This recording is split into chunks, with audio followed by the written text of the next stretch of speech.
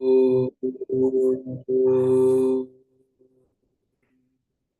श्री परमात्मने नमः। ओम श्री गुरुभ्यो नमः। ओम सर्वेभ्यो नमः।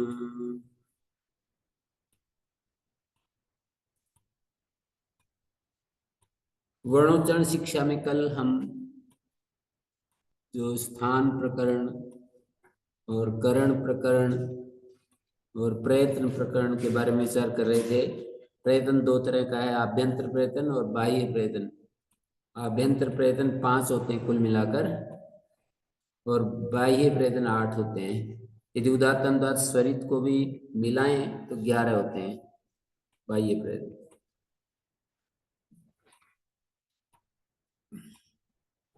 जैसे आभ्यंतर प्रयत्न को इस रूप में कह सकते हैं, विवृत करना स्वर, ईषद विवृत करना ऊष्माणा, और तीसरा है स्पृष्ट करना स्पर्शा, और ईषद स्पृष्ट करना अंतस्थ संवृतस्तु अकार। ये 5 सूत्र हैं जो आभ्यंतर प्रयत्नों का के बारे में प्रकाश डालते हैं। विपरीत प्रयत्न से बोले जाते हैं स्वर। करण का अर्थ यहाँ पर आभ्यंतर प्रयत्न लिया है। विवृत करना स्वरा। एक पक्ष और है ऊष्माणश्च। ऊष्म वर्णों का भी विपरीत प्रयत्न होता है। पाणिनि का तो यही मत लगता है, क्योंकि उन्होंने नाच्छलो सूत्र बनाया है। अच और हलों की श्रवण संज्ञा नहीं होती, जैसे अ और ह की, ई और श की, री और श, इनकी सवर्ण संज्ञा नहीं होती है। ना झलो। यदि ईसद विपरीत कर्ण मान लेते हैं आभ्यंतर प्रयत्न ऊष्म वर्णों के, तो प्रयत्न भेद होने से सवर्ण संज्ञा प्राप्ति ही नहीं है। फिर नाथ जलो सूत्र बनाने की आवश्यकता है। नाथ जलो सूत्र तो तब निषेध करेगा जब पहले सवर्ण संज्ञा प्राप्त हो, और प्राप्त तब होगी जब स्थान और प्रयत्न दोनों समान हो। तो स्वर जो हों, स्वर तो हैं विपरीत प्रयत्न से बोले जाने वाले, और ऊष्म वर्ण हैं ईषद विपरीत प्रयत्न से बोले जाने वाले। तो प्रयत्न भिन्न हो गया, प्रयत्न भिन्न होने से श्रवण संज्ञा नहीं होगी, श्रवण संज्ञा नहीं होगी तो निषेध की आवश्यकता नहीं पड़ेगी। निषेध किया है इसका अर्थ यह है कि स्वर तथा ऊष्म वर्णों का प्रयत्न एक ही समान है। और वो एक समान कैसे मानेंगे? जैसे विवृत करना स्वरा कहा है, ऐसे विवृत करना ऊष्माणा। विवृत करना स्वरा ऊष्माणश्च, ऐसे भी कह सकते हैं। विवृत प्रयत्न से बोले जाने वाले स्वर होते हैं और ऊष्म वर्ण भी होते हैं। तो जब स्वर और ऊष्म विवृत प्रयत्न से बोले जाएंगे तो श्रवण संज्ञा पाएगी, श्रवण संज्ञा पाएगी तो नाथ जलो निषेध कर देंगे। तो जहां नाथ जलो निषेध से ये ज्ञापित होता है कि स्वर और ऊष्म वर्णों का अभ्यंतर प्रयत्न एक ही होता है। यदि भिन्न भिन्न हो तो स्वर और ऊष्म वर्णों की श्रवण संज्ञा ही नहीं पाएगी। श्रवण संज्ञा नहीं पाएगी तो निषेध क्यों कर रहे हैं? तो इस तरह से निषेध से ये बात निकलती है कि स्वर और ऊष्म वर्णों के विपरीत प्रयत्न अलग अलग, आभ्यंतर प्रयत्न अलग अलग है। और अलग अलग है तो क्या अलग पार्थक्य है? पार्थक्य यही है कि विवृत करना स्वरा, ईषद विवृत करना ऊष्माणा। विवृत कर्ण वाले विवृत प्रयत्न से बोले जाते हैं स्वर, और ईषद विवृत प्रयत्न से बोले जाते हैं ऊष्म वर्ण। तो ईषद विवृत करना ऊष्माणा, और ईषद ये स्पृष्ट करना स्पर्शा। जो स्पर्श वर्ण है 25 कैसे लेकर मैं तक की स्पर्श संज्ञा है, कादेव मावसा स्पर्शा। तो इन 25 वर्णों का 25 वर्णों का जो आभ्यंतर प्रयत्न है वो स्पृष्ट प्रयत्न है, और अंतस्थ वर्णों का ईसत स्पृष्ट है।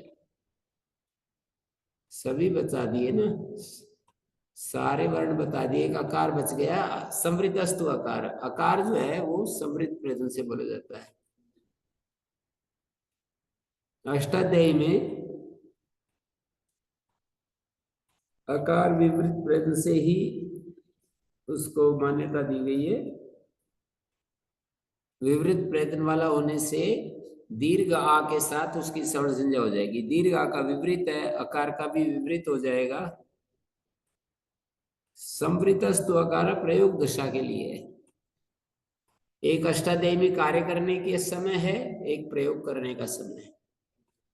अष्टाध्यायी में कार्य करने का जब समय है तो वहां आकार को समृद्ध ही मान लेंगे। समृद्धि मान लेने से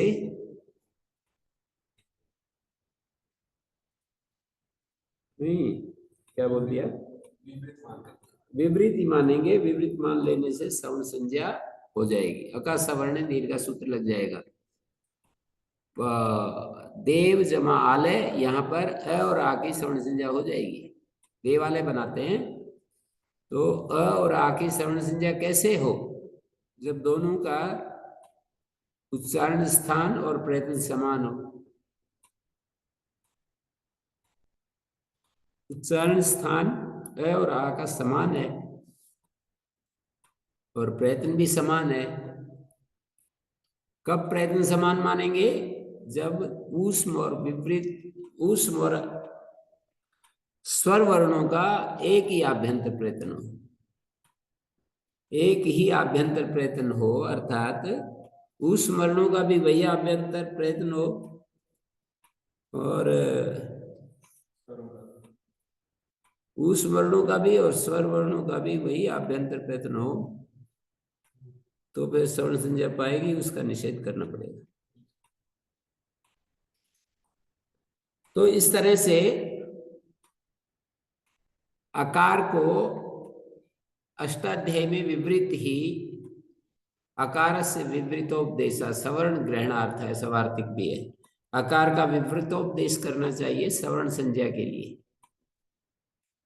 बाद में अ सूत्र बनाया आ अ, तो उसका अर्थ है विवृत आकार समृद्ध होता है, अर्थात प्रयोग अष्टाध्यायी से बाहर होते ही प्रयोग के काल में, प्रयोग के समय समृद्ध आकार माना जाएगा है? तो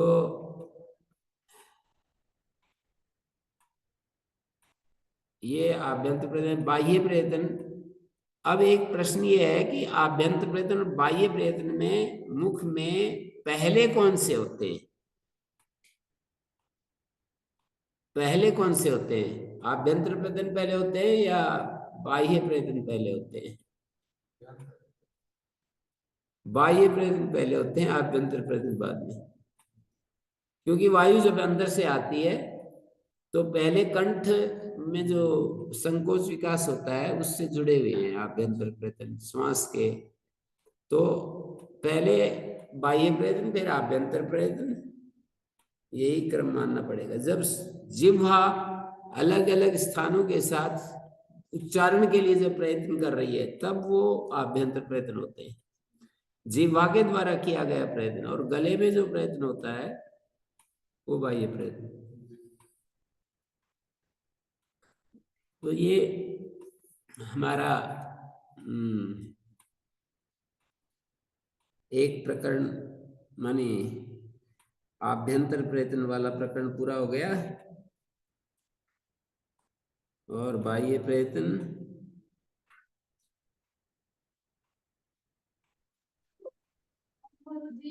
बाह्य प्रयत्न में ओम गुरु जी। जी गुरु जी, बाह्य प्रयत्न पहले क्यों होते हैं? बाह्य प्रयत्न पहले इसलिए होते हैं कि मुख संज्ञा जो है ना, मुख संज्ञा ओष्ठ से लेकर काकलक तक मानी गई है। और बाह्य प्रयत्न गले में होते हैं। मुख से लेकर, ओष्ठ से लेकर और जो काकलक है, मांसखंड जो लटक रहा है, उस तक मुख संज्ञा है। और बाह्य प्रयत्न होते हैं गले में संकोच विकास से संबंधित है। तो जब अंदर से वायु नाभि प्रदेश से मुख में आती है तो उस समय गले में जो संकोच विकास होता है वहां बाह्य प्रयत्न हो जाते हैं। बाह्य का अर्थ है मुख से बाह्य, बाह्य का मुख से बाह्य का अर्थ ये नहीं है कि इधर आकाश जो बाहर खुला स्थान है ना, खुले स्थान में प्रयत्न होते हैं ऐसा तो हो नहीं सकता ना। खुले आकाश में क्या प्रयत्न होंगे, जो वायु बाहर निकल गई। तो इसलिए खुले आकाश ना लेकर के क्या लेना है, इधर अंदर की तरफ जो मुख नाम है, जितना मुख का जितना परिभाषण किया है उससे अलग क्षेत्र में जो है जितना क्षेत्र बच जाएगा वो वायु प्रयत्न।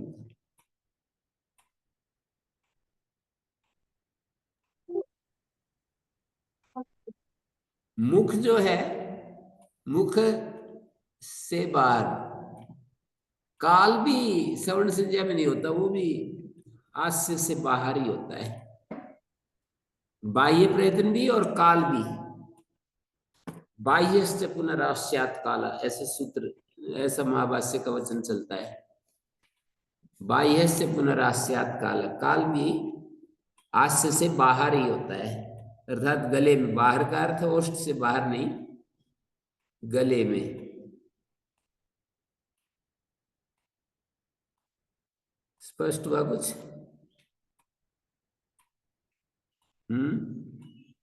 नासिका को मुख में ले लेते हैं। नासिका को मुख में। नासिका तो अनुनासिक बोलने में करती है मदद, ठीक है, करती रहेगी। कौन से प्रयत्न में? नासिक के वर्णों का तो वैसे है ना, ये मगणनम जो है उसमें आते हैं हर्ष में, हर्ष में आते हैं तो इनकी संवारनाद घोष होता है। खर में जो आते हैं उनका अघोष, और हर्ष में आते हैं तो घोष।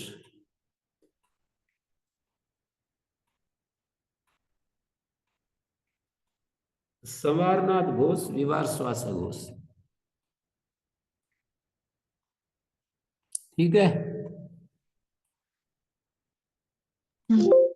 ओम गुरुजी। बोलिए। बाह्य प्रयत्न वर्गाणाम प्रथम द्वितीय सस विसर्जनीय जिह्वामूलीय उपध्मानीय यमौच प्रथम द्वितीय विवृत कंठा श्वासानुप्रदान आघोषा। ये सूत्र दिया है वर्गों के प्रथम दूसरे। स स स विसर्जनीय, जिह्वामूलीय, उपध्मानीय, हकार को छोड़ दिया, उसमें से उस वर्णों में से हकार को निकाल दिया। तीनों सकार ले लिए, विसर्जनीय, जिह्वामूलीय, उपध्मानीय, यमोच प्रथम द्वितीय। और पहला दूसरा यम विपरीत कंठ है, श्वासानुप्रदान है और अघोष है।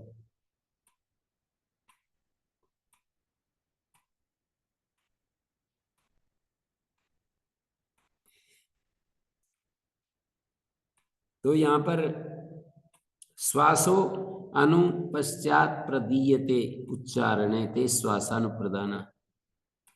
श्वासानुप्रदान इसलिए कहा है कि इनके उच्चारण में श्वास का बाद में अनुप्रदान होता है और इनके उच्चारण में घोष नहीं होता, इसलिए इनको अघोष कहते हैं।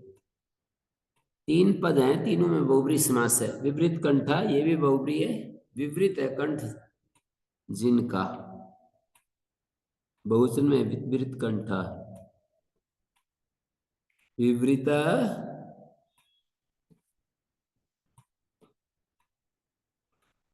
कंठ, येषाम ते विवृत कंठ।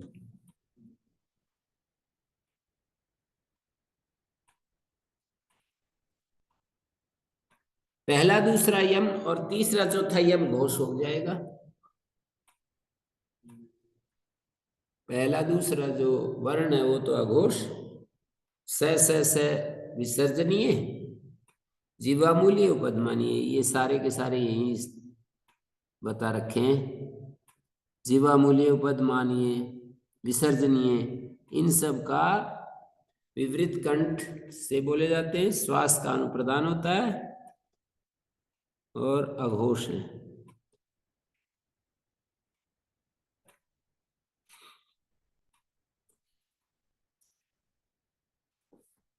दूसरे सूत्र को भी मैं पढ़ रहा हूं।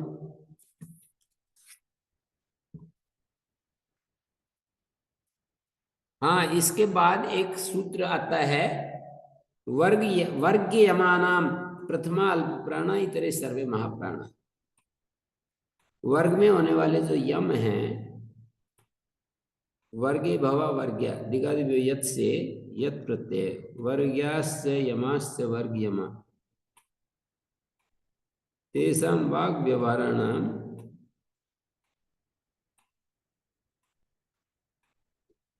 इतरे महाप्राण प्रथमा अल्प प्राण। प्रथम पदवाच्य जो है अल्प प्राण है। प्रथमा कौन होंगे? क च ट त प, और कु पदवाच्य भी प्रथम संजय के होंगे। प्रथमे अल्प प्राण इतरे महाप्राण। प्रथम का अर्थ है वर्गीयमानम प्रथमा अल्प प्राण इतरे महाप्राण। प्रथमा जो है वो अल्प प्राण, दूसरे महाप्राण। और ऐसे ही ये सूत्र है अगला, वर्गाणाम तृतीय चतुर्थांतस्था हकार अनुस्वारो यमो च द्वितीय तृतीय चतुर्थो नासिक्याश्च समृद्ध कंठा नादानुप्रदाना घोषवन्तश्च। वर्गाणाम तृतीय चतुर्था, वर्गों में तीसरे चौथे, अंतस्थ हकार अनुस्वार यमोज तृतीय चतुर्थो। पहले दूसरे यम को उधर बता दिया अघोष वर्ण में, और ये तीसरे चौथे यमो तृतीय चतुर्थो, तीसरे चौथे यम नासिक्यास्य, और नासिक के वर्ण समृद्ध कंठ हैं, नादानुप्रदान है घोष। वर्गों के तीसरे चौथे अंतस्थ, तीसरे चौथे अंतस्थ हकार अनुस्वार। और फिर इसके बाद एक वैसा ही सूत्र है, वर्ग यमानाम तृतीया अंतस्था अल्प प्राण इतरे सर्वे माप। तीसरे वर्ण और अंतस्थ वर्ण अल्प प्राण है, और सब बाकी बच गए महाप्राण। यहां पर तृतीया पद कौन होंगे?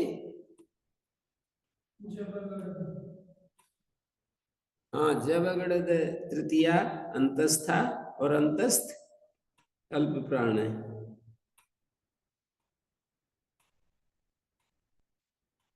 और वहां पर था सूत्र वर्गाणाम तृतीय चतुर्था अंतस्था वर्गाणाम वर्गाणाम प्रथम द्वितीया स विसर्जने जीवामूल्य उपदमानिया यमो से प्रथम द्वितीय। और पहला दूसरा यम, पहला दूसरा यम विपरीत कंठ श्वासानुप्रदान अघोष होते हैं। और ये है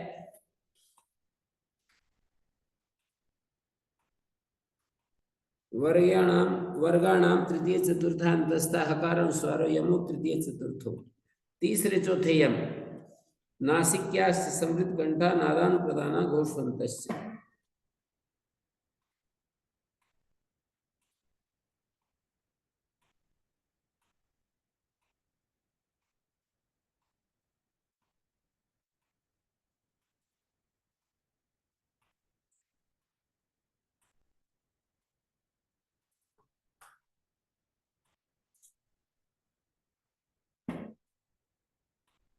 अल्प प्राण और महाप्राण, 1 3 5 अल्प प्राण है, 2 4 महाप्राण है, ऐसे भी समझ सकते हो।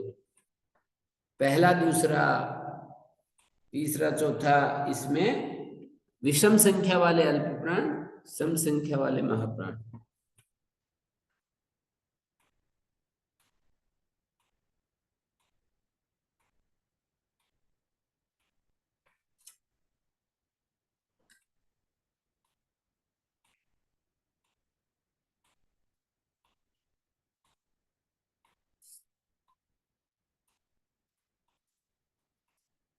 अंतस्तु को अल्पप्राण। यथा तृतीया तथा पंचमा, जैसे तीसरे हैं वैसे पांचवें हैं। अनुनासिक्य में ऐसा अधिको गुण है, इन पांचवें अक्षरों में अनुनासिक गुण अधिक है। कादव मावसाना स्पर्श, कैसे लेकर मैं तक स्पर्श वर्ण है 25 वर्ण। उस वर्ण 4 है, अंतस्थ भी 4 है। यादव अंतस्थ 4 हो गए, और शादय उष्माणा ये भी 4 है। श है। सस्थानेन द्वितीया हकारेण चतुर्थ, ये 2 सूत्र बड़े महत्वपूर्ण हैं। उसमें जो हिंदी की पुस्तक है उसमें इनका अनुवाद ठीक नहीं है। तो सस्थानेन द्वितीया का अर्थ होगा समान स्थिति के ऊष्मणा वर्णे द्वितीया उपलक्ष्यन्ते, ऊष्मतया उपलक्ष्यन्ते, बाह्य प्रयत्न दृष्टिया तत्सदृशत्वात्।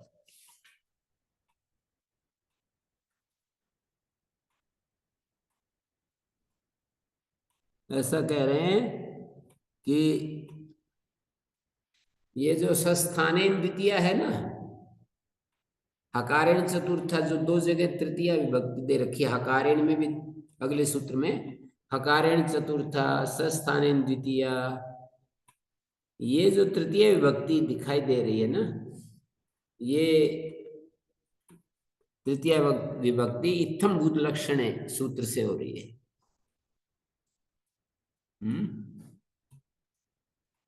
इत्थम भूत लक्षण से ये तृतीय विभक्ति हो रही है। समान स्थिति के ऊष्मणा वर्णेन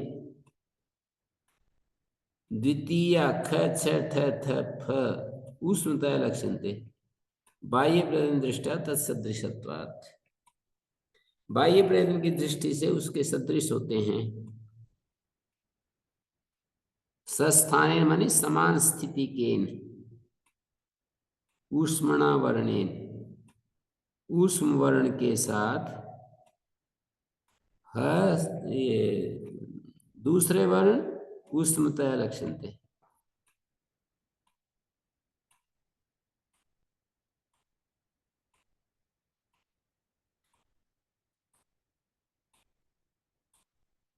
है स ख छ आदि नाम द्वितीया नाम सस्थाना यथा ते ऊष्मतया, यथा ते ऊष्माणा तथा द्वितीया भी ऊष्माणा।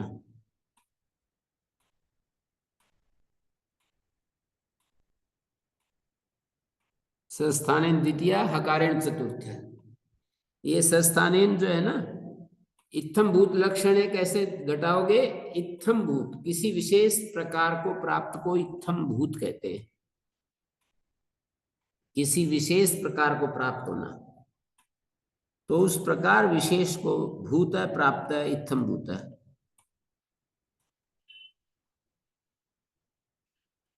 लक्षणम ज्ञापकम प्रकार विशेषम प्राप्त से, प्रकार विशेष को प्राप्त हुआ ज्ञापके संबंधे द्योत्ये तृतीया स्यात्, तृतीया विभक्ति हो जाएगी।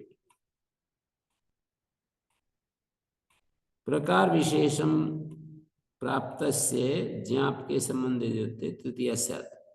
पूर्व सूत्रे सप्तद्वीपादीनां सोष्मत्वं वीतम्, सोष्मत्व रूप प्रकार विशेषम प्राप्तानां शादीनां लक्षणे द्योत्ये तृतीया प्राप्नोति, तृतीया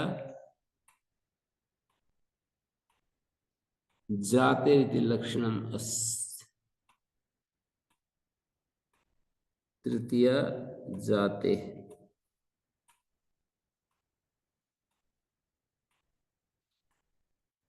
ऐसे ही यथा, ये क्या है, यथा द्वितीयास तथा, नहीं,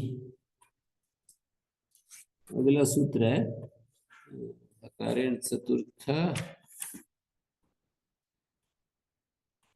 सस्थानेन द्वितीया, शादय उष्माणा सस्थानेन द्वितीया। सूत्र देखिए, शादय उष्माणा का अर्थ क्या होगा? शादयेषां शादया उष्माख्या भवन्ति, ये उष्म होते हैं। यादि को अंतस्थ का है,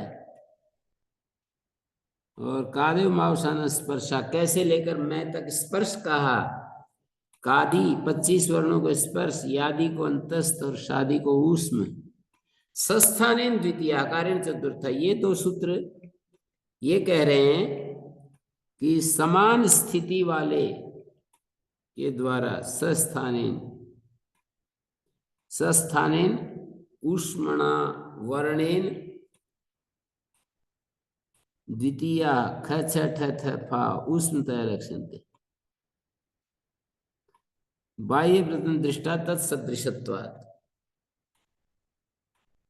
ह स स सा ख छ इत्यादि नाम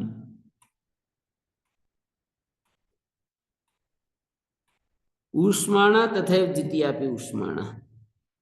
यथा ते ऊष्माणा, कौन है ऊष्म?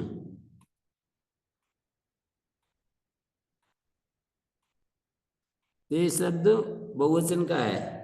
जैसे वे ऊष्म है वैसे द्वितीय भी ऊष्म है।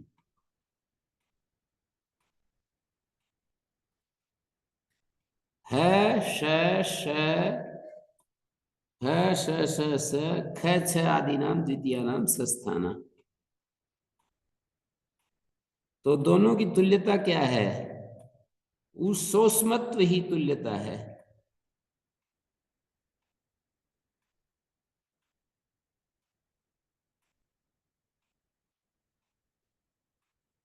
दूसरे वर्णों को भी ऊष्म कह दिया, वर्गों के जो दूसरे वर्ण हैं उनको भी ऊष्म कह दिया। वैसे तो हम समझते थे कि सादी ही ऊष्म है व्याकरण में, पर दूसरे वर्णों को भी ऊष्म कह दिया।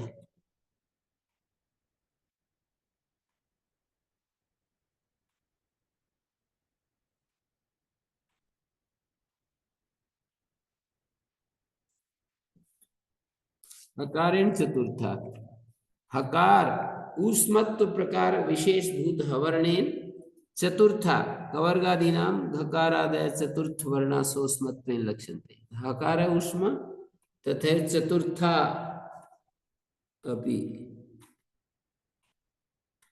जैसे हकार ऊष्म ऐसे चतुर्थ वर्ण भी ऊष्म होते हैं। यथा हकार ऊष्म चतुर्था भी ऊष्माण।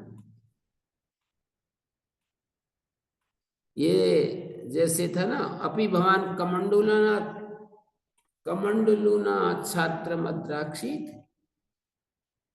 कमंडलूना तृतीय विभक्ति कर रहा हूं ना। कमंडलू लिए हुए छात्र को देखा, तो कमंडलूना छात्र मद्राक्षित, इस वाक्य में कमंडलूना जो शब्द है ना, ये इत्थम्भूत लक्षण में तृतीय है। कैसे? कंचित प्रकारम प्राप्त इत्थम्भूता। तो कमंडलू को कोई ब्रह्मचारी लेकर के चल रहा है तो इत्थम्भूत हो गया। उस कंचित प्रकारम प्राप्त, किसी विशेष प्रकार को प्राप्त एक ब्रह्मचारी है, उसका लक्षण कमंडलू है।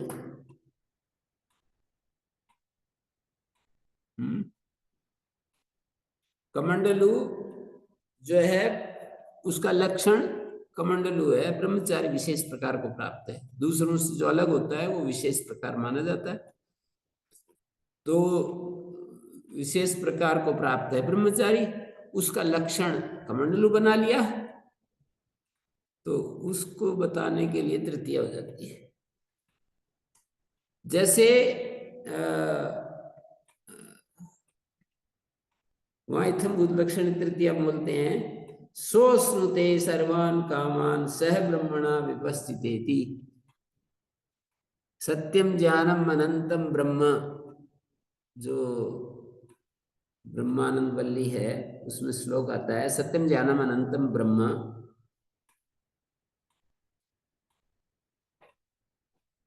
सत्यम ज्ञानम अनंतम ब्रह्म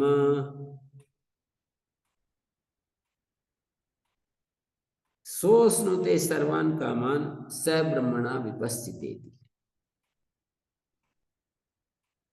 सभी कामनाएं उसकी पूरी हो जाती हैं। श्लोक पूरा मेरे उसमें नहीं आ रहा है जबान पर, क्या है?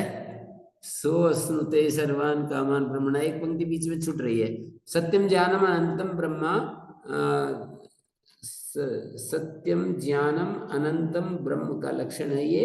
सत्य, ज्ञान और अनंत ये ब्रह्म है। विश आपनोति परम, यहां से शुरू होता है। ब्रह्मविद आपनोति परम, ब्रह्मविद जो है परम को प्राप्त कर लेता है, सुप्रीम को प्राप्त कर लेता है। Nowhere of the Brahman attains the supreme. फिर ये कहा सत्यम ज्ञानम अनंतम ब्रह्म, ये जो ब्रह्म होता है सत्य, ज्ञान और अनंत होता है। सत्यम, ज्ञानम और अनंतम ब्रह्म का लक्षण बता दिया। दो लक्षण और भी कर रखे हैं, महात्मा ब्रह्म और आनंदम ब्रह्म। सत्यम, ज्ञानम, अनंतम, तीन तो यहां बता दिए और दूसरी जगह भी बताए जाते हैं, उनको भी कलेक्ट कर लिया जाता है। एक जगह सारे नहीं बताकर अलग अलग प्रसंग में जो बताए हैं, फिर जब समझने के लिए उनको कलेक्ट कर लेते, इकट्ठा कर लेते हैं। तो सत्यम ज्ञानम अनंतम ब्रह्म, दूसरी जगह आनंदम ब्रह्म, तीसरी एक और जगह वो दिया है अयम आत्मा ब्रह्म, आत्मा को ब्रह्म कहा है। तो सत्यम ज्ञानम अनंतम ब्रह्म यो वेद निहितम गुहायाम परमे व्योमन, ये पंक्ति है। यो वेद निहितम गुहायाम परमे व्योमन, जो परम गुहा में परमात्मा को उपलब्ध कर लेता है। सो स्नुते सर्वान कामान, वो सारी कामनाएं उसकी पूरी हो जाती है ब्रह्म को प्राप्त कर ले तो।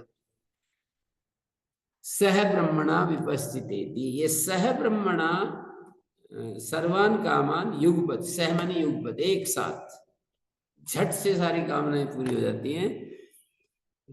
ब्रह्मणा विपस्थिता, विपस्थित ब्रह्म, विपस्थित माने सर्वज्ञ ब्रह्म, ज्ञानवान ब्रह्म।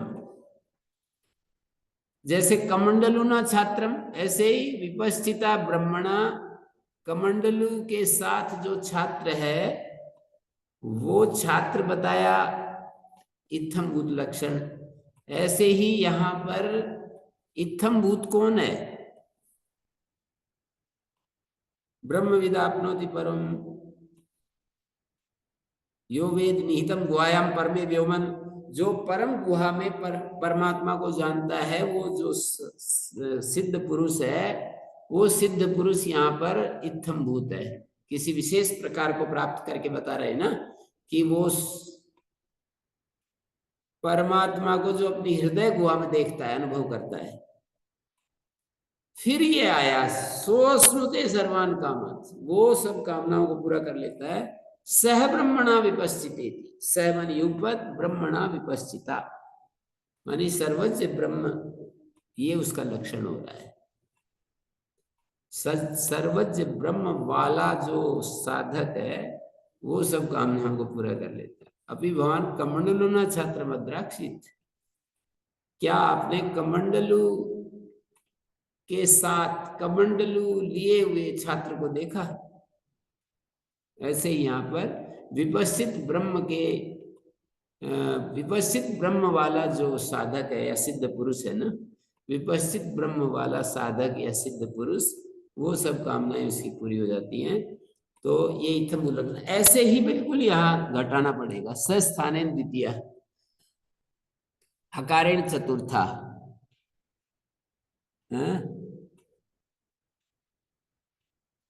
चतुर्था तो हो गए इत्थम भूत और उसका लक्षण हो गया हकार। ऐसे ही सस्थाने द्वितीय, द्वितीय वर्ण तो हो गए इत्थम भूत और उसका लक्षण हो गया, उसका लक्षण सस्थान। हकारेण चतुर्था, चतुर्थ वर्ण तो इत्थम भूत है और उसका लक्षण हकार है। द्वितीय वर्ण तो लित्थम भूत है और उनका लक्षण सस्थान है।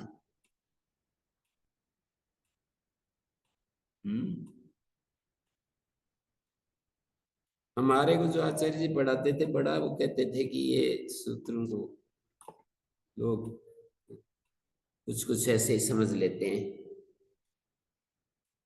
एक सूत्र है स्थानांतरतमा, उसमें तमप ग्रहण का एक प्रयोजन दिया है स्थाने अंतरतमा, वो ये प्रयोजन है कि जैसे उन्होंने ये कहा त्रिष्टुप भसती, तो यदि हम तमप नहीं कहते तो काशिका में भी लिखा है, महाभाष्य में भी लिखा है, तमप ग्रहण नहीं करते तो सोष्मण सोष्मणा इति द्वितीया प्रसक्ता और नादवतो नादवंता इति तृतीया प्रसक्ता, तमप ग्रहणा ते भवन्ति ये सोष्माणस्य नादवन्तस्य। चौथे वर्ण जो हैं वो सूक्ष्म भी हैं और नादवान भी हैं। केवल यदि तमप ग्रहण नहीं करते तो स्थाने अंतरः ऐसा सूत्र बनाते, स्थान में जो सदृश है वो हो जाते। तो जैसे तिष्टुप आगे हस्ती, हकार की जगह कौन सा वर्ण बिठाएंगे? तिष्टुप आगे हस्ती है तो हकार के स्थान में कौन से वर्ण को लाकर बिठाएंगे? बोले सोष्मणा सोष्माणा, ऊष्म गुण युक्त के स्थान में ऊष्म गुण युक्त हो जाना चाहिए।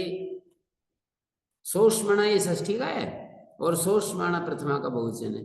सोष्मणा सोष्मा वर्ण के स्थान में सोष्म गुण वाला आता है, इस नियम के अनुसार द्वितीय वर्ण आ जाएंगे, क्योंकि द्वितीय वर्ण ऊष्म गुण युक्त है, तृतीय वर्ण ऊष्म गुण युक्त नहीं है।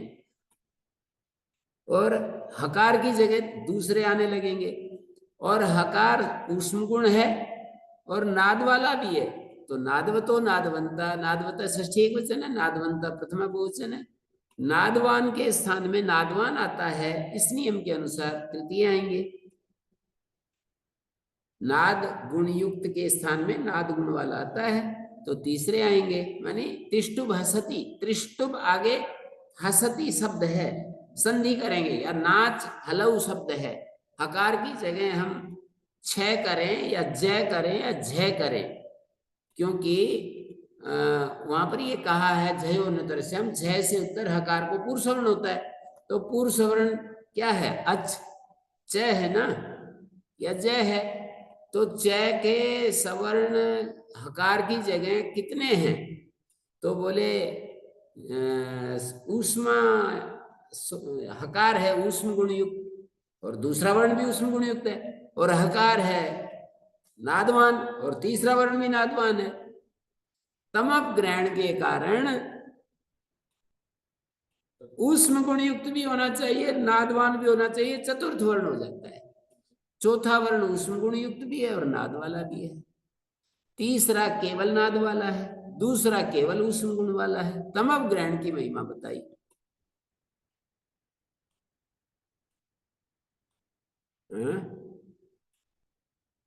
क्यों भाई, समझ में आ रहा है? कुछ कठिन है, हो गया क्या? उत्साह नहीं दिखाई दे रहा, क्या बात है? क्या दिक्कत आ गई भाई? हकारेण चतुर्था सूत्र का अर्थ बता रहा हूं। हकारेण चतुर्था का अर्थ है चतुर्थ वर्ण हकार, इस हकार का जो वो है ना गुण, उससे युक्त होते हैं, हकार के गुण से युक्त होते हैं। हकार का गुण है ऊष्म, तो चौथे वर्ण हकार के गुण से युक्त होते हैं। ऊष्मत्व प्रकारक विशेष भूत है वर्णे, है वर्ण का क्या विशेषता है वर्ण की?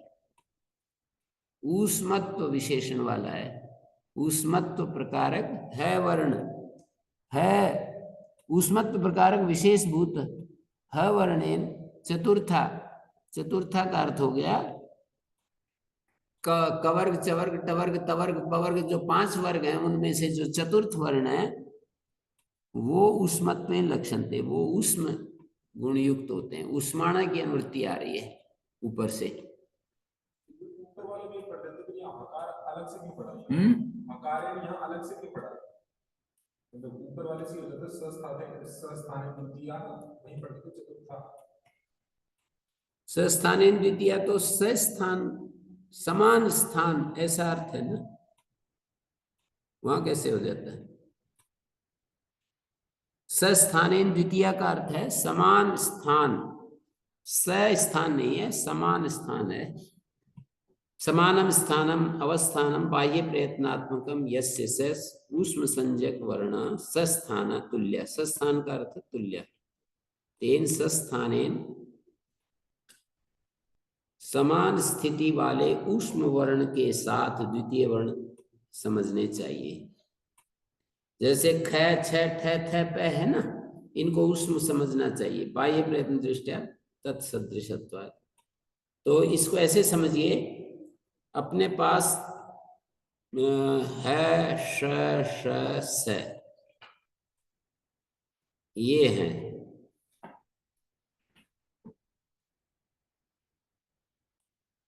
ऐसा दिखा रहे हैं,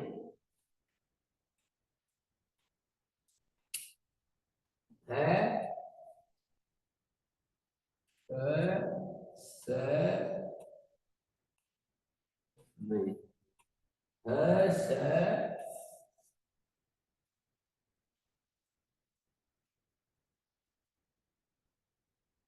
ककार, स, चार हो गए ना, तो ख, छ, ठ, थ और ये फ बच गया एक, उसका अलग से बताना पड़ेगा उसमत। ये खाली है ना ऊपर, द्वितीय वर्ण समान स्थान वाले तुल्य। जैसे ख का स्थान क्या है, कंठ स्थान है, तो कंठ स्थान वाला हकार है।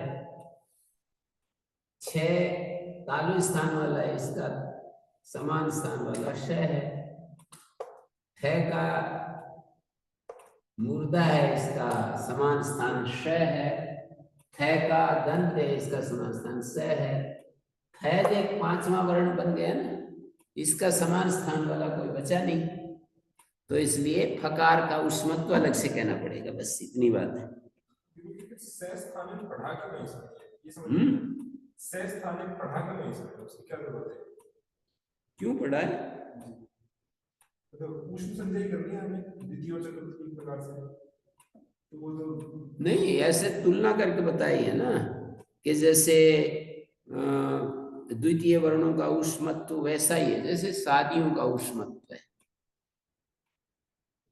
तुलना करके बताया है कि जो द्वितीय वर्ण है ना, उनका ऊष्मत्व वैसा ही समझना चाहिए जैसे है श ऊष्म वर्ण बताए ना ऊपर, सादया उष्माणा, ऊपर सादया उष्माणा बताया, तो उनके समान स्थिति वाले ये द्वितीय वर्ण, समान स्थिति का अर्थ है उनके समान ही,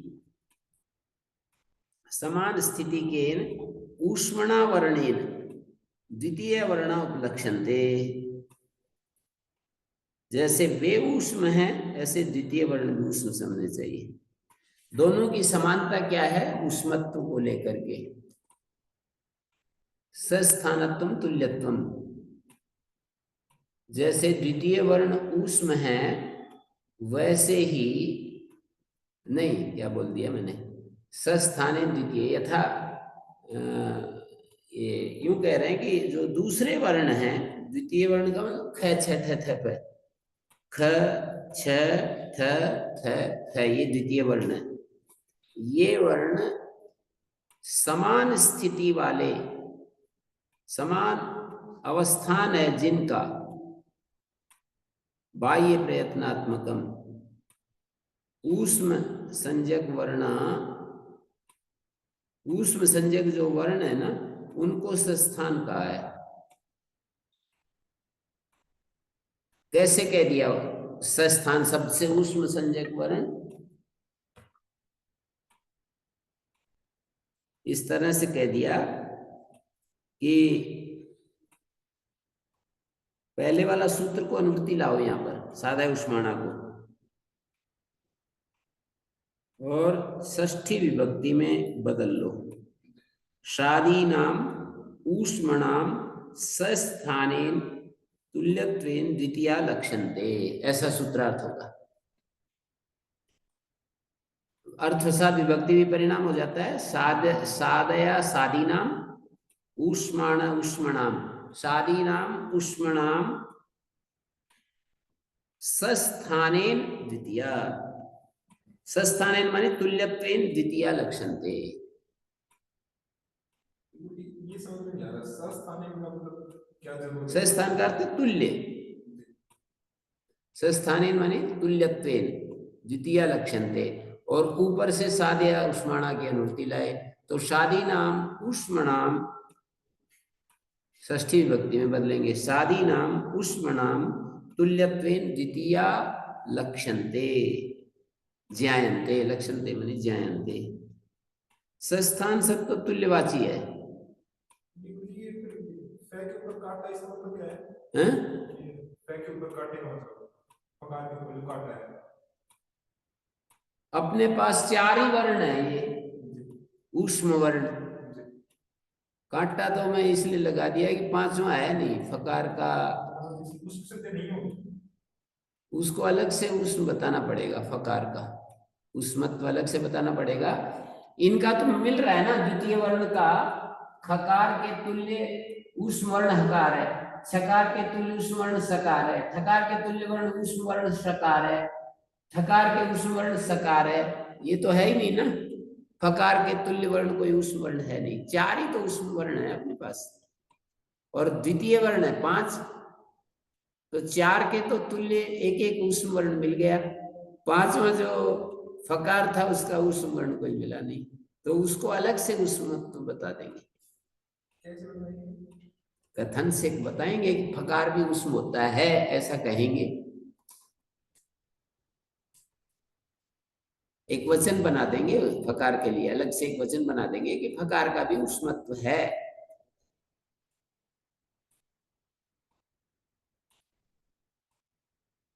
गुरुजी अगले में हकारेण चतुर्था, तो हकारे के 5 है। हाँ, उसका तो ये अर्थ हो गया ना, जैसे हकार उष्म गुणयुक्त है, ऐसे चतुर्थ वर्ण उष्म गुणयुक्त है। सूत्र तो ऐसे बना सकते थे कि हकारेण द्वितीया चतुर्था,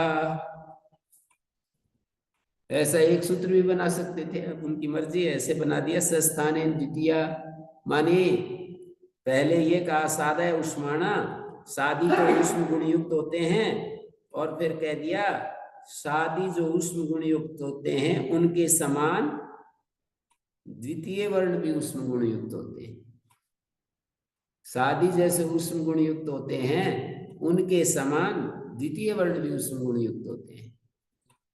फिर कहा हकार जैसे उष्म है ऐसे चतुर्थ वर्ण भी उष्म होते हैं।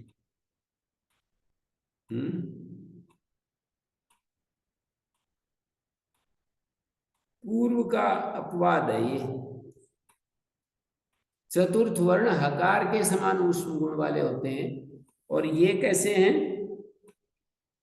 ये तो ये बताया द्वितीय वर्ण तो कि छ तो श के समान उष्म गुण वाला है, थ श के समान है, थ स के समान है, ख के समान है, फकार को अलग से उष्म बता दिया। ये तो गुरुजी हम जो इनके स्थान में आदेश होंगे एक प्रकार से उनकी व्यवस्था कर रहे हैं, वैसे स के स्थान में थ होगा, ऐसे करके व्यवस्था ही की हमने।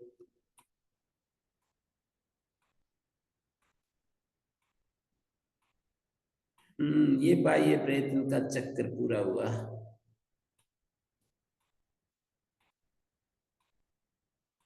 थोड़े कठिन तो है ही समझने में, पर इसमें समझने में इत्थम भूत लक्षणे जब हम सूत्र को घटाएंगे वो सूत्र भी समझ में आता है, इतनी अच्छी बात हो जाती है। इत्थम भूत लक्षणे भी कठिन है सूत्र, तृतीय विभक्ति कैसे करता है, अभी भवान कमंडलुना छात्र मत्राक्षी, छात्र जो है वो इत्थम भूत है, उसका लक्षण कमंडलु है, तो यहाँ पर भी इत्थम भूत द्वितीय या चतुर्थ वर्ण है और उनका लक्षण है ये कौन सा, हकार, और यहाँ पर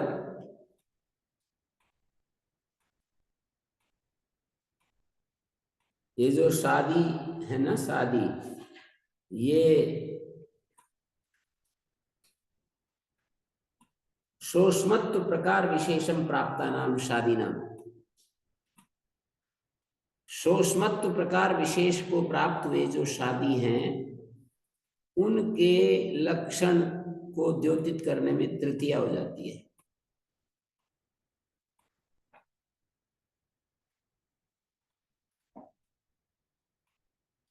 सोस्मत्व प्रकार विशेषम। ऐसे ही हकारेण चतुर्था में कहेंगे ऊष्मत्व प्रकार विशेष भूत ह वर्णे चतुर्था कवर्गादि नाम घकारादय। चतुर्था माने कवर्गादि का जो घकार आदि है चतुर्थ वर्ण सोस्मत्व लक्षण दे। यहां पर ये कह देंगे कि सोस्मत्व प्रकार विशेषम प्राप्त नाम शादी नाम लक्षणे द्योते, उनका लक्षण द्योतित हो रहा हो तो तृतीया हो गई यहाँ पर सस्थानेन में। सस्थानेन क्या होना चाहिए था? सस्थान द्वितीया, तुल्य द्वितीया। अब उसमें तृतीया इत्थम्भूत लक्षण तृतीया कर दी कि इत्थम्भूत हो गए। ये इत्थम्भूत शब्द से लेंगे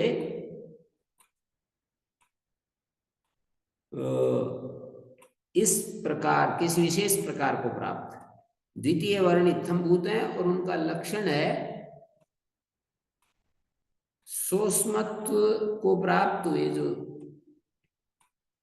शादी है, ये उनका लक्षण है। सोस्मत्व ऊष्मत्व को प्राप्त हुए जो शादी वर्ण है, ये उनका लक्षण बन रहा है द्वितीय वर्णों का। द्वितीय है ख फ छ ठ थ, उनका लक्षण बन रहा है ऊष्मत्व को प्राप्त हुए हुए शादी।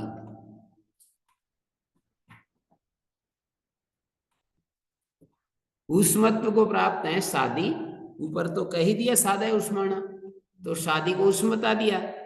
शादी वर्ण उष्म है, उष्मत्व को प्राप्त हुए हुए जो शादी वर्ण है, ये उन द्वितीय वर्णों का लक्षण बना दिया। जैसे ब्रह्मचारी का कमंडलु लक्षण बना दिया कि ब्रह्मचारी को देखा आपने, कैसा ब्रह्मचारी? बोले कमंडलु हाथ में लिए थे। तो कैसे द्वितीय, कैसे द्वितीय वर्ण? तो बोले कि कैसे द्वितीय वर्ण? तो बोले शादी जो उष्म वर्ण होते हैं ना, उनके समान। शादी उष्म वर्णों के समान, समान अर्थ तो स्थान शब्द से आ रहा है।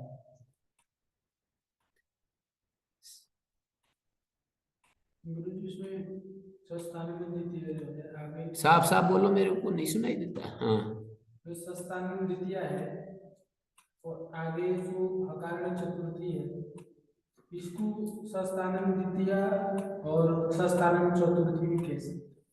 सस्थानेन द्वितीया और हकारेण चतुर्था दो सूत्र हैं द्वितीय और चतुर्थ वर्णों को ऊष्म सिद्ध करने के लिए। हाँ, वो तो ठीक है। तो हकारण चतुर्थी नागेंद्र सस्थानेन चतुर्थी भी कह सकते थे। सस्थानेन चतुर्था कह सकते थे, जैसे सस्थानेन द्वितीय या चतुर्थी। हाँ कह सकते थे, वैसा भी कह सकते थे, पर ये बताना चाह रहे हैं कि द्वितीय वर्ण इनके ऊष्म जो समान स्थिति वाले ऊष्म वर्ण के साथ द्वितीय वर्ण ख छ ठ थ फ, ये ऊष्म वर्ण होते हैं। बाह्य प्रयत्न की दृष्टि से उनके समान होते हैं। दिखाना ये है इनको कि जैसे हकार श श स, ये ख छ ठ इत्यादि द्वितीय वर्णों के सस्थान है, तुल्य हैं। जैसे वे उसमें, ऐसे द्वितीय वर्ण भी उसमें। आपका कहना है कि सस्थानेन चतुर्था सूत्र बना देते हैं, बना सकते थे सस्थानेन चतुर्था, फिर सकारेण द्वितीया, ऐसा सूत्र बना देते। हकारेण चतुर्था की बजाय सकारेण चतुर्था ऐसा भी बना सकते थे। फिर अशोक वाटिका ने कुछ तो बनाना ही था, यूं तो बना सकते थे सकारेण चतुर्था बना देते, हकारेण चतुर्था की जगह सकारेण चतुर्था बना देते। जैसे सकार जो है उष्म गुणयुक्त है, ऐसे चतुर्थ वर्ण उष्म गुणयुक्त है। सकार का उष्मत्व गुण है ना, तो चतुर्थ वर्ण उष्मत्व गुण से युक्त होते हैं।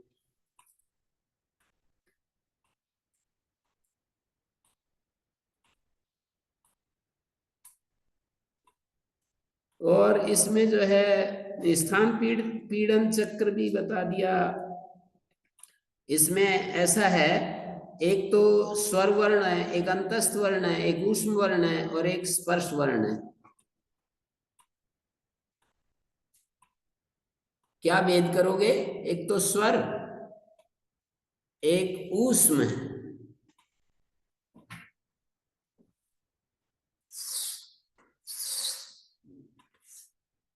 स्वर, मेरे को तो इनका याद है, ऊष्म, स्वर, अंतस्थ, अच्छा, और ये स्पर्श। ऊपर भी लिख सकते थे हम, स्पर्श लिखते फिर अंतस्थ, फिर नीचे ये लिखते। अंतस्थ को तो बीच में रहना है। ये है ऊर्णा पिंड की तरह और ये है दारू पिंड की तरह, ये है लोहे के गोले के समान, अया पिंडवत। जिह्वा की स्थिति कैसी बनती है वो दिखाया है। अंतस्थ तो मध्य में ठहर रहे हैं ना।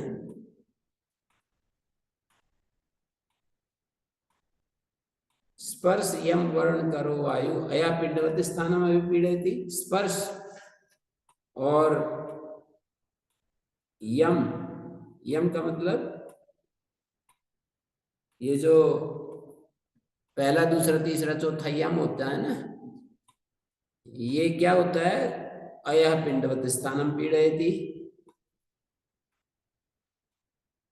स्पर्श यम वर्ण करो वायु और अंतस्थ वर्ण करो वायु दारू पिंडवत और ऊष्म स्वर वर्ण करो वायु। इसके हिसाब से ऐसे लिखा है, इसको नीचे आ जाना चाहिए, ऊपर वाले को। सूत्रों का क्रम जो दिया है ना, यहाँ पहले दिया है स्पर्श, नहीं पहले दिया है, हाँ स्पर्श, पहले स्पर्श दिया है और फिर अंतस्थ दिया है और फिर यहाँ ऊष्म और स्वर दिए हैं, ऐसे दिया है। अया पिंडवत, दारू पिंडवत और ऊर्णा पिंडवत, लोहे ऊन के पिंड के समान। पीड़यति का अर्थ स्थान के साथ जिह्वा का टक्कर होती है। और छठा प्रकरण में तो वही है, आपको जो बता रखा है कि ये जो आकार है ना, 18 भेद होते हैं। इकार के भी 18, उकार के भी 18, ऋकार के 18, ऋकार के 12 और ए आई ओ औ के 12 भेद होते हैं। उनके ह्रस्व नहीं होते, ऋकार के दीर्घ नहीं होते। एक आकार के 6 भेद होते हैं। कैसे? उदात्त अंदात स्वरित सानुनासिक निरनुनासिक। ये तो 5 हुए पुनीत जी। उदात्त अंदात स्वरित सानुनासिक निरनुनासिक 5 हुए, 6 कैसे हो गए? 3 तो अनुनासिक हो गए, 3 हाँ 3 निरनुनासिक है। तो इस तरह से ये 18 भेद होते हैं। अनुनासिक निरनुनासिक भेद से हैं। ईवर्ण आदि लिवर्ण के दीर्घ नहीं होते, तो 12 हो गए। और यदृच्छा शब्द अशक्ति जानू करणे करणे वा यदा दीर्घा, करणे वा यदा दीर्घा।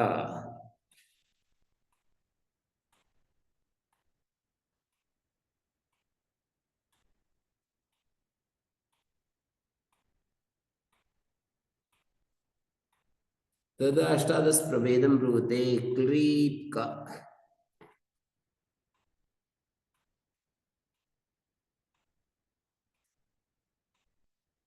संध्यक्षराणाम ह्रस्वान् सन्ति, संध्यक्षर वर्णों के ह्रस्व नहीं होते हैं।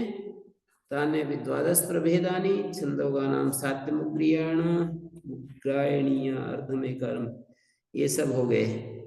रेफ और ऊष्म के सवर्ण नहीं होते, ऐसे लिखा है। अंतस्थ 2 प्रकार के होते हैं, रेफ वर्जित, यह वह सानुनासिक निरनुनासिक 2 प्रकार के होते हैं। और रेफ और ऊष्म वर्णों के कोई विजातीय समान, दो तरह के सवर्ण होते हैं ना, समान जातीय विजातीय। तो समाना वर्णा सवर्णा समान जातीय वर्णा सवर्णा रेफस्य ऊष्म संज्ञका नाम समान जातिया न विद्यन्ते, उनके सवर्ण नहीं है, समान जाति के और वर्ण नहीं है। जैसे ये वैलय के समान जाति के निरनुनासिक सानुनासिक दो भेद हो गए, ये वैलय के दो भेद हो गए, ऐसे इनके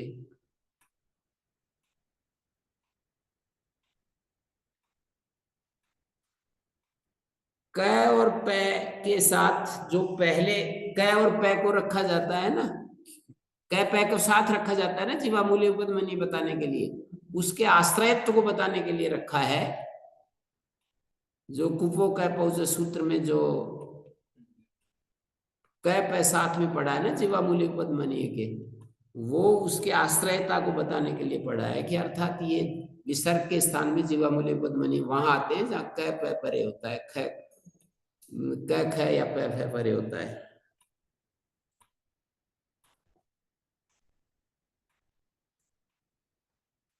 तो इसका लाभ हमको कहाँ मिलता है? अष्टाध्यायी में सवर्ण संज्ञा करने में और स्थानांतरतमा की व्यवस्था, अनुदित सवर्ण प्रत्यय सूत्र की व्यवस्था और अका सवर्ण दीर्घ इत्यादि, जहाँ जहाँ सवर्ण पद आता है इस वर्ण उच्चारण शिक्षा का प्रयोग होगा। उच्चारण स्थान कैसे, उच्चारण कैसे हो, ये भी सब पता लगेगा। जिस स्थान में वर्ण उपलब्ध होते हैं वो स्थान है। तिष्ठन्ति यस्मिन, स्था धातु से ल्युट प्रत्यय अधिकरण कारक में कहेंगे यस्मिन स्थाने वर्णा उत्पद्यन्ते, तो वो स्थान है। और जिससे करण शब्द में कर्ण में ल्युट है, स्थान शब्द में अधिकरण में ल्युट है, और प्रयत्न जो है वो भाव में ल्युट है। स्थान, करण और प्रयत्न तीन चीज है ना। प्रयत्न का अर्थ एक वो भी होता है उत्साह प्रयत्न प्रयास, और एक प्रयत्न का अर्थ प्रकृष्टो यत्न प्रयत्न प्रयत्नम प्रयत्न।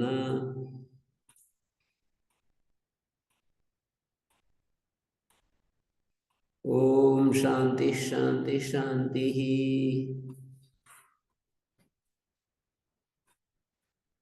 ये